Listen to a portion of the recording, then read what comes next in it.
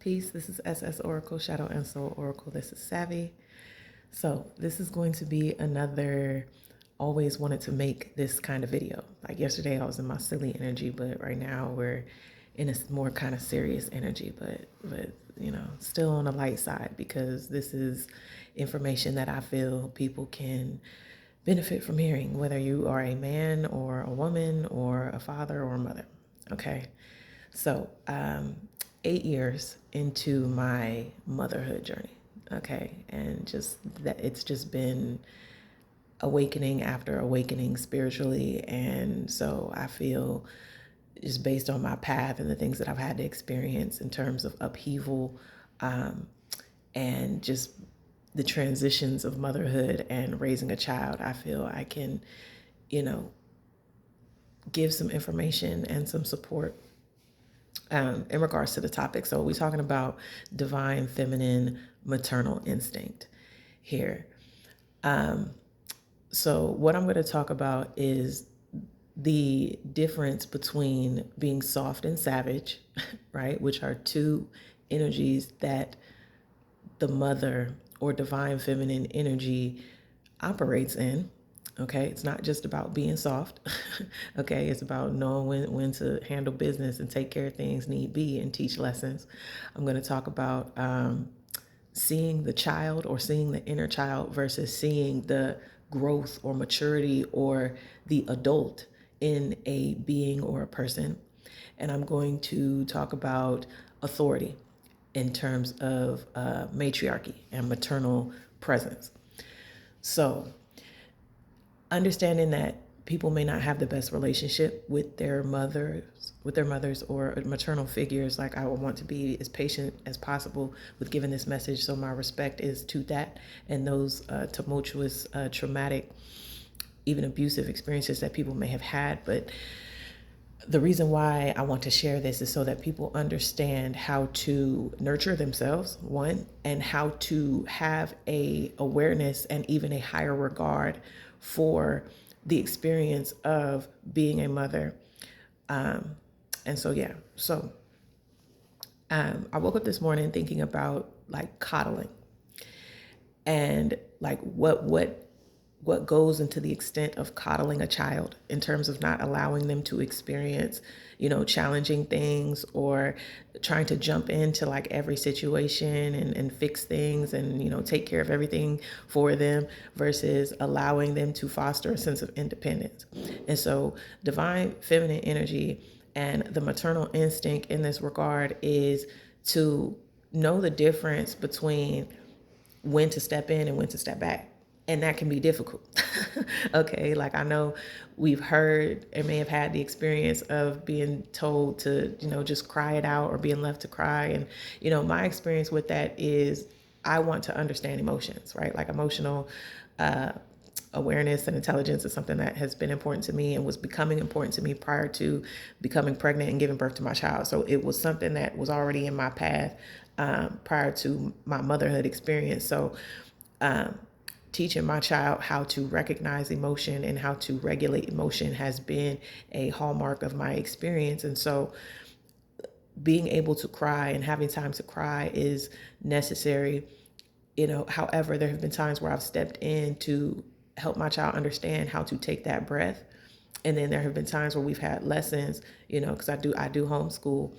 And so we've had actual lessons on how to identify emotions and how to see what our what causes us or triggers us to feel certain emotions. You know what I mean? Just to foster that sense of awareness. And so, I don't personally believe that you can be too caring or too loving for a child.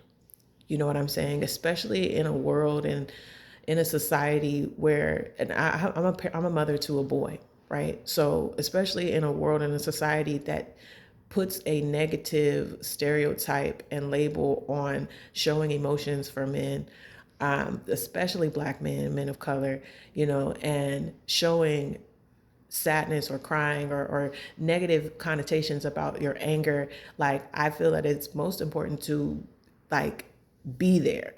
Okay, where some people may see it as coddling, or they may see it as, oh, you being too soft with him. It's like, no, I can't be too soft with a black child, a black boy in this world. There's no such thing.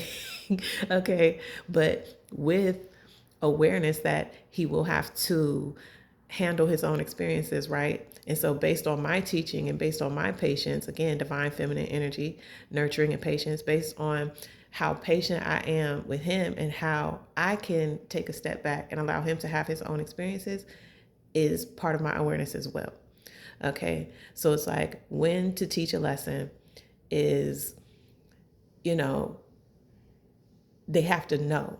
And that's the thing. It's like, you don't want to, I guess the word would be prematurely, because you say, well, how old is old enough for them to learn a lesson on their own? Or do I step in and do it? And it's like, it depends on the temperament of your child. I'll say it like that, because I can't give an age. Like, every child is different. We're all unique beings. So you would have to spend time, and again, with that patience, to develop that connection with your child individually, whether it's a boy or a girl, to know their temperament. Right? Our temperaments can be unique. So what you feel like they may be able to handle and where you need to step in is going to be contingent on the relationship that you build with them and how you have observed their temperament in situations when emotional upheaval is happening. So based on what I've learned about my child and his temperament and the level of patience that I've been learning to cultivate with him, there are times where it's like, look, okay, if somebody's messing with you, you need to do this. If you feeling this, you need to do this. Like, you need to, you know what I'm saying? Like, I'll shut it down when it starts to get, when he's like at a boiling point and boiling over. Like, I don't let him blow up. Do you know what I'm saying? Like, not in an unsafe way, or when he starts saying things that may be, negative in terms of self-talk, or negative and outwardly on another person. And to be fair, I'm not gonna say that I don't allow him to blow up, because I want to observe how he reacts and responds, right? So I'll observe it and then I'll check it, right? I'll check it. I'll say, look, you don't talk to yourself like that. You don't talk about yourself like that. And you don't want to talk about others like that. But here's the solution, right? X, Y, Z. You take a deep breath, right? You affirm that you embody an energy and a spirit of kindness, right? I start reinforcing the spiritual virtues and principles at that point. You know what I'm saying? Being moral in terms of how you treat other people and how you want to be treated. You see what I'm saying? And that just becomes a constant reinforcing. And, anybody that's a parent, repetition is the key. So there is no, I'm tired of repeating myself as a parent. Like, that has to be out of your your verbiage and your lexicon and language that you use as a parent. You need to repeat things constantly, because that's how we learn. That's how you condition the subconscious, right? And, the subconscious is correspondent to or related to divine feminine energy. I have a blog. If you click the link tree at the end of this video in the description, I wrote an article blog about how masculine and feminine energy relate to the conscious and subconscious mind. So our reactions and responses to things come from the subconscious, which is related to divine feminine programming, which is the patience and the nurturing. So, you know what I mean? So when we have a tendency to want to act out of an emotion and not check it, that's because there's an imbalance in how we've learned how to utilize our feminine energy, right? And then feeling safe enough, which would be masculine energy. But I don't want to confuse people and get too deep into the masculine feminine aspect of things. We're just going to stick to this. But it's like, I've had to learn how to step in and allow him to express himself so that I could see, right, how he reacts and responds, and then check him. Now, outside of parental relationship, right, when it comes to either romantic relationship or platonic relationship or any relationship adult to adult, and namely with men and women, I feel one of the problems with relationships with men and women is there are a lot of men, not all, okay, there are some men who do not respect or regard divine feminine energy in its duality, that is both soft and savage, which is that ability to coddle or to bring in and to, be soft with and be calm with and be understanding and be nurturing and be all those things, but also to teach a lesson and be like, we're not doing that. And if a man hasn't necessarily had that duality imbalance in their lives, either with their own mothers or maternal figures, the harder it's going to be for that man to respect that in another woman, whether she's a mother or not. You know what I'm saying? If a woman, if she's not a mother and has cultivated that relationship in herself, you know what I mean? To know when to be soft and nurturing and to hold and to, just be with your emotions and then be like, stop. And with herself, and she's dealt with that, you know what I'm saying?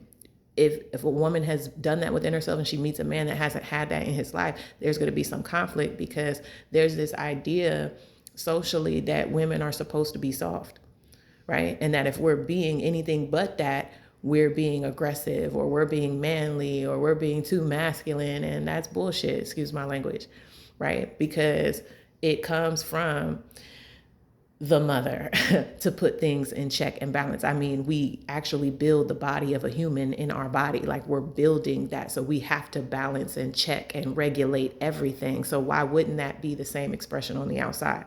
And so like I'm saying, if a man hasn't had a respectful relationship with his mother or maternal figures in that way, anytime he's in a relationship with or in an interaction with a woman who's expressing or exuding an energy of that authority, right? He's going to feel belittled or he's going to feel threatened. Okay? So there's a balance that happens here. There's the, I'm going to nurture, but I'm going to check you. And if a man hasn't had balance in that with his experiences with women or mothers, it's going to be a problem.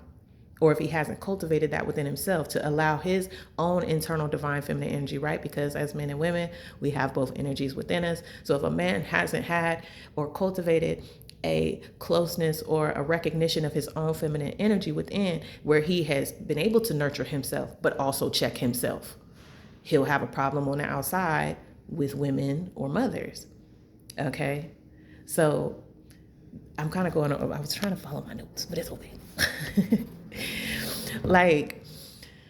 So the maternal instinct is to be able to see the child, right? Whether it's an actual child, and then seeing that child through maturity and how they may grow and being open to that, because that's another thing. It's the unpredictable nature of growth and maturity, right? Even as a mother, there's only so much we know our kids, but we also don't know our kids because they're individuals. So we have to leave that window open, you know what I mean, to possibility that they may not always follow our way, or they may go a way that we didn't, teach them, but it may be a way that works for them. Like there's so many considerations that I've made, just even up in this point in my early motherhood, right? But it's having that ability to see that, okay, this is my child or this is a child, but then also there is a child that's growing, right? And there's an adult that's going to happen at some point.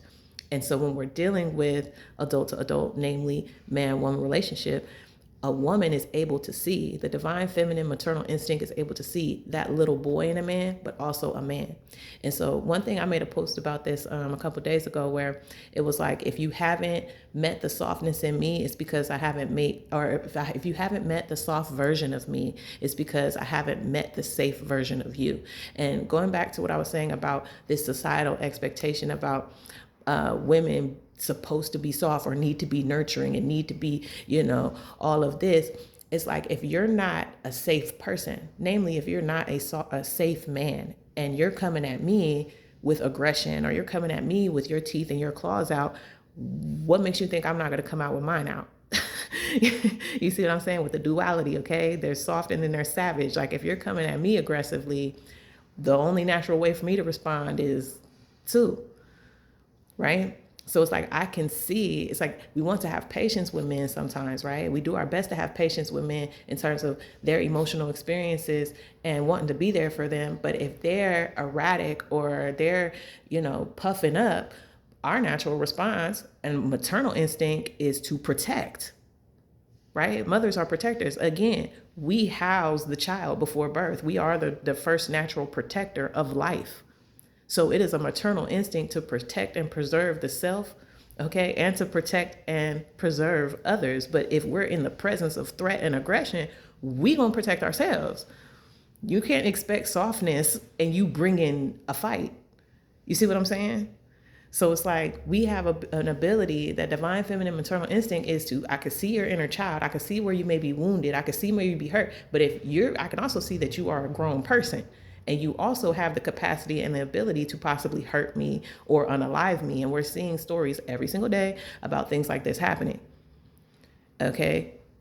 And it's partially due to the expectation that a woman is supposed to be passive or submissive and soft, even in the midst of, somebody being rough with her or aggressive with her or angry with her. Like, no, you're going to get this heat right back. Okay.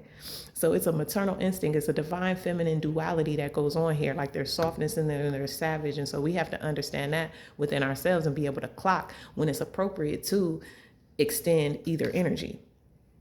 You know what I'm saying? And this is a part of that authority. So again, some men do not grow up with a woman who is aware of that duality, right? And not just that.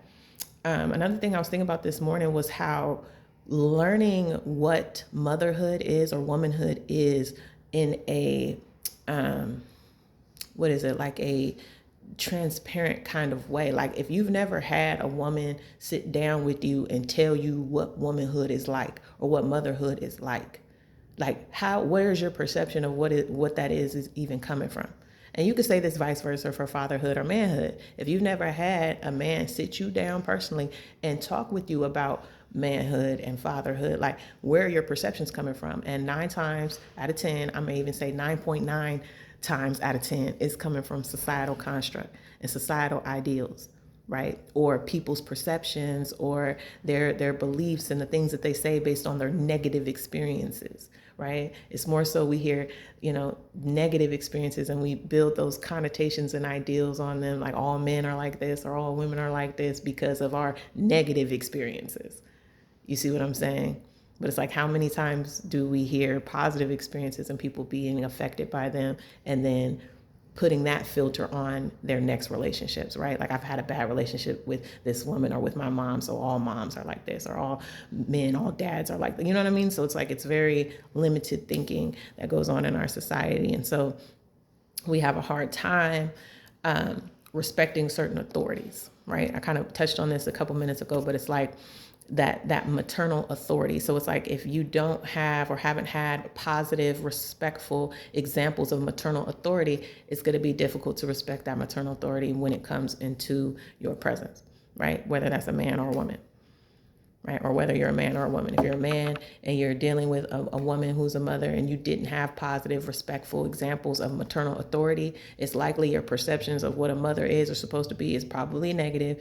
And, you will not know how to be open to observing a maternal authority that may be more imbalanced in her duality. You know what I'm saying? Where an expectation may be for her to be soft, but you see her being savage and you're like, you're not really being a good mom. You're not, you know what I'm saying? Because we put these labels on things and we put our own, biases on things sometimes too. But I'm just sharing this because this is what I've found out in my experiences, right? That, there's a time for everything, right? And that's spiritual. Right, there's a time for everything. And when it comes to the divine feminine and maternal energy, we have to know that there is a time for everything. There's a time to be calm. There's a time to be comforting and nurturing. And there's a time to shut shit down, excuse my language, when it needs to be shut down.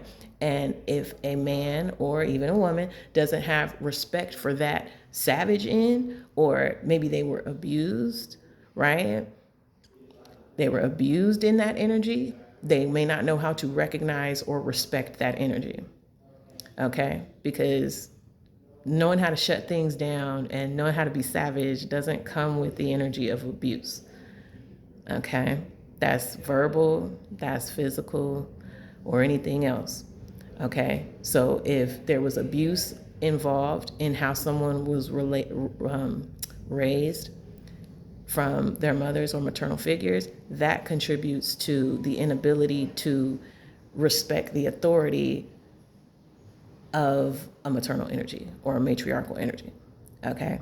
Because it'll be seen as a threat rather than correction, because love is correction, right? Love is about correction and discipline just as much as it is about holding and nurturing and all of that sweet stuff. It's also, okay, and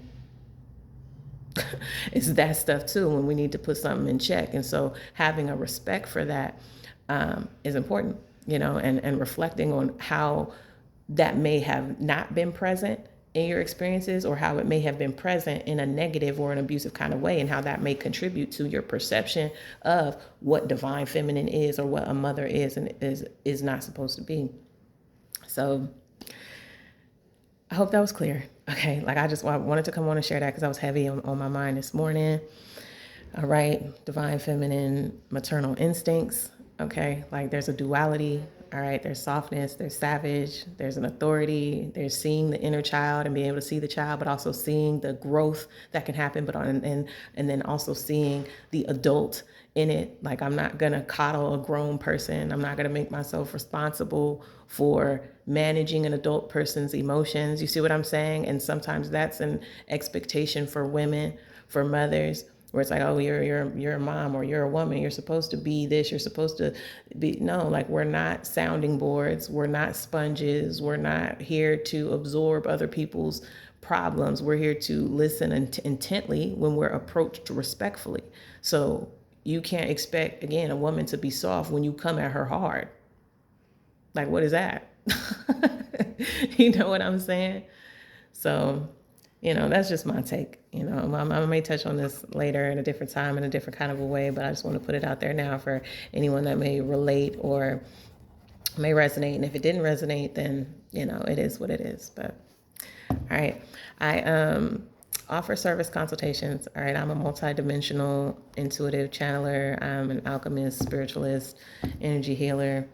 So I offer a free service consultation for your spiritual journey, or, your soul journey, a multidimensional chit chat where we can talk about spirituality or mysticism and different esoteric subjects.